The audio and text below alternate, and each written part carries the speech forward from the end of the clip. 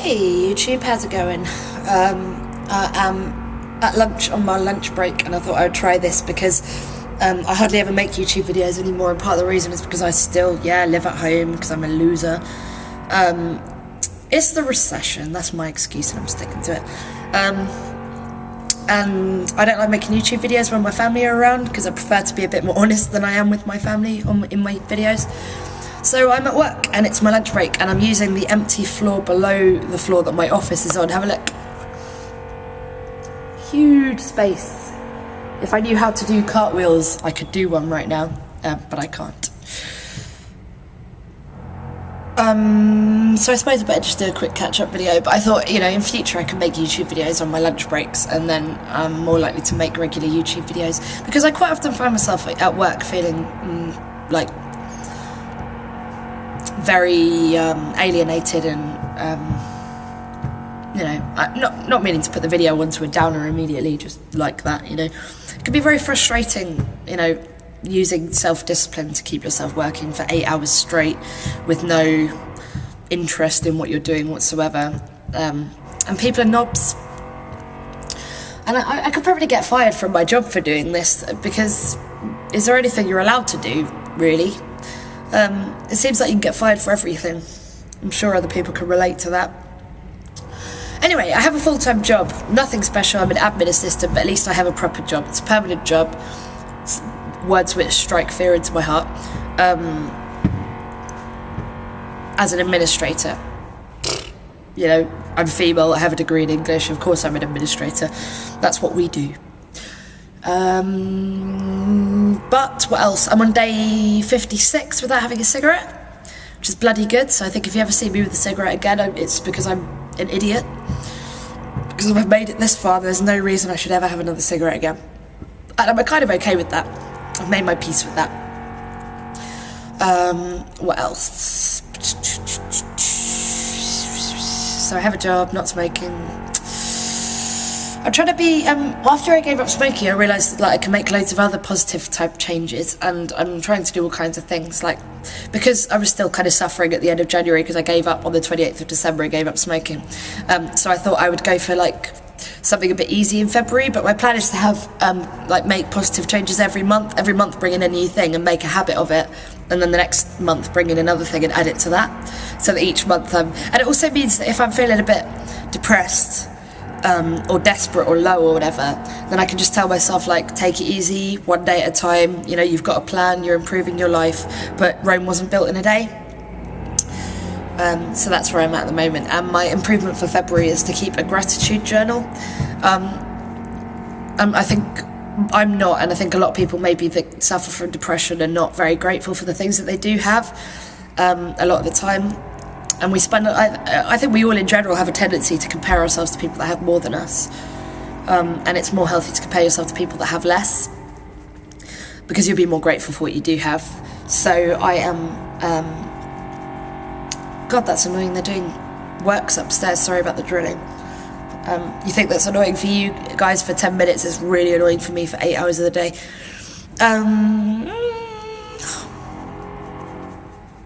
So yeah, I'm keeping a gratitude journal, which sounds totally naff and is yet to make me feel very much better, but at least, I'm giving it a go.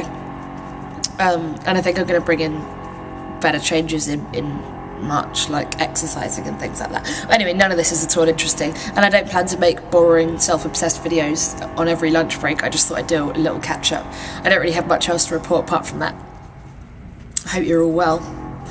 Part of the things that I want to do to give my life a bit more meaning is to develop interests. So I've been going to Lindy Hop classes because it's a 1940s dance. I really enjoy it.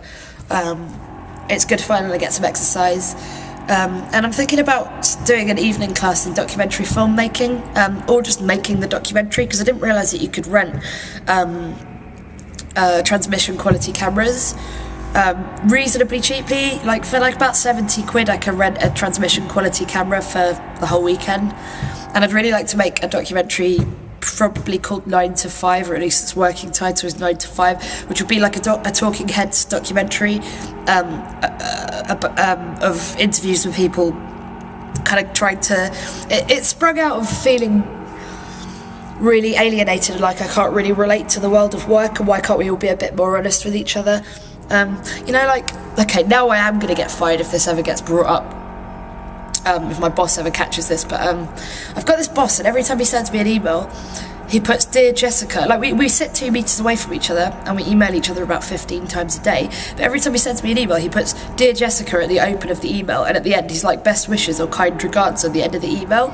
Does that seem like ridiculously formal to anyone apart from me? Because I kind of just want to send an email saying, you know, let's say his name is Mark, like Mark, comma, point of email. Thanks, Jess. Like, what's with the what's with the formality? It makes me feel really alienated. Rather than respected and valued as an employee, it makes me feel like alienated, like these people don't even know me. I've got 2 managers actually, and the other one's totally cool. The other one's just like, J, please do this. L, you know? Anyway, yeah, little gripey point, but yeah, I'm quite often sitting at my desk wishing I could vent about shit, so I thought I would start bringing my flip cam with me to work. So I'm sorry about the shaky cam. You know, as you can see, I don't really have anywhere to put down my camera. It's just a wide expanse, which I found much more exciting the first time I discovered it. I was like running up and down the office and like dancing and stuff, which is quite funny. I'm not going to show you, unfortunately. I'm not going to show you out the window to the offices how close they are opposite, because I work on quite a recognisable street, and I don't really want anyone to work out where I live, where I work. But it's quite funny because I've got like 1,000 people that can see through the window, literally 1,000 people that can see. And whenever a double-decker bus goes by, they can all see me from the top deck, so it was really funny when I was running up and down. I found it funny. But yeah, it's all pretty miserable. I don't really want to be here at all. I'm completely unfulfilled by this job. It's like, I thought that I just needed a job that would pay the rent, and obviously I do just need it. I'm in debt, and I need to pay off my debts and pay off my mum, pay off my friend, and move out of home and that sort of stuff, and I need money to develop interests and that sort of thing. But I thought you could just, you know, have a job and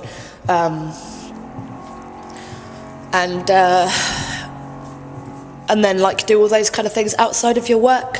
But then I spent like 42.5 hours every week doing my job, and I realised how much of your life you actually waste on something that you really don't give a crap about if you don't do something that you at least enjoy, if not find meaning in. And anyway, my boyfriend still lives in Brighton, and I don't really want to be in London. I spend every weekend like travelling down to Brighton to see him, and it's a little bit depressing. So I'm probably going to try and move to Brighton, but I want to at least get a decent chunk of work on my CV in this job before I try to do that. But I've been printing off lists of all the publishing houses in Brighton, and I'm going to just start applying to publishers. And as soon as I've found, you know, the dream job, then I'll move down there. And I'll either go into journalism or publishing, because at least I get to write and edit, which is what I care about, what I like, what I enjoy doing. But yeah, I mean, I want to make a documentary about. I told you about the documentary. I don't think I really explained it very well, but yeah, I was feeling quite misunderstood in my office, and I wondered if other people feel the same way. Like, it feels really unnatural and very antisocial, almost like the way we relate to one another in the office, and if other people feel that way. And then it sort of developed from that idea into, so essentially I wanted to examine whether or not other people feel completely exploited as I do by working. And, you know, if everyone's just doing it to pay the bills, or if some people just genuinely enjoy it. And then I wanted to start asking people, you know, about, you know, what did you want to be when you grew up? Where do you see yourself in 10 years' time? Do you make enough money? Questions like that. What would you be, you know, if you weren't at work today, what would you be doing?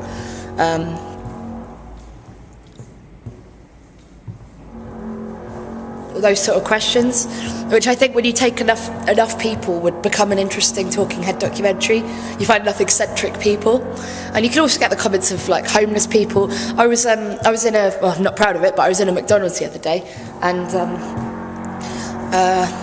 I noticed that the girl that's in there, the woman that's in there that works behind the counter, she was there last time I was in there, and I haven't been in there for like 6 months. So, you know, she goes every day to McDonald's and works in McDonald's, and I would love to like be able to get someone like in a McDonald's uniform talking about why they do it, because everyone behind the counter in the McDonald's in my local area is foreign. They all have accents, and I'd love to know if you come from if you've if you're a refugee from a war-torn country, does this become a really good job to you? You know, or if you've got like a 3-year-old at home and you need to pay the bills, does that give you that kind of motivation? Because a lot of them seem like quite happy people. Like, it's not like, you know, when you ask people to describe like the lowest of the low, they would describe, you know, cleaning the toilets in McDonald's as like the worst thing you could possibly do for a job. But I saw the woman cleaning the toilets in McDonald's and seemed perfectly happy about it. And not just like, I don't think she was faking it. She didn't know I was watching. Like, there's no one around. It was just me and her, and I was just glancing at her. She had no reason to be smiling. So I'd love to know, you know, what sustains people, basically, because there are some jobs like that where you wonder if, I mean, it can't possibly be something that you find meaningful or something that expresses who you are as a person. So how do you motivate yourself and sustain yourself through that many hours every week when it's meaningless? Yeah, so anyway, yeah, it'd be kind of cool to make a documentary like that, and maybe closer to the time I'll start seeing if there's anyone around. I need someone that's got a better personality than me to help me with it. I've already got my friend who's good at sound technology and photography and stuff to get on that technical kind of side of things, but it's quite difficult to stop commuters to ask them questions. So I need someone that's a bit slightly more charming than me. Like if you put me on a street to be one of those charity muggers that tries to get people to sign up for direct debits for charity, I would make no money, no one would stop to talk to me. Whereas some people are really charming, like those street charity muggers are really charming and they'll make loads of money in a day. I need someone like that, someone charming to ask questions. Either that or I need some kind of, you know, motivation for people, like, I don't know, being paid a $5 to stop and chat, or this will be on television, or whatever. I need to think about consent forms and all that sort of thing. But whatever, it's all just a pipe dream anyway, but it was just kind of interesting. Now that I've got a bit of money to put into it, like, I wanted to do it when I was at university. I wanted to get into documentary filmmaking, but I never had any money. Couldn't buy editing software, couldn't buy a camera, couldn't even rent a camera because I didn't have any money. So now that I do, I can make that happen. Anyway, yeah, I've waffled for long enough. I'm not going to just talk every day about my shit. Hopefully I'll be able to make some more interesting observations. And I hope you're all well. So yeah, sorry I haven't been around. Hopefully this is going to be the answer to that, because I'm here every day, and I got my flip cam in my bag every day. And whenever the mood takes me, I can whack down some thoughts. It'd be kind of cool. Alright, cool. Yeah, hope you're well. Thanks, guys.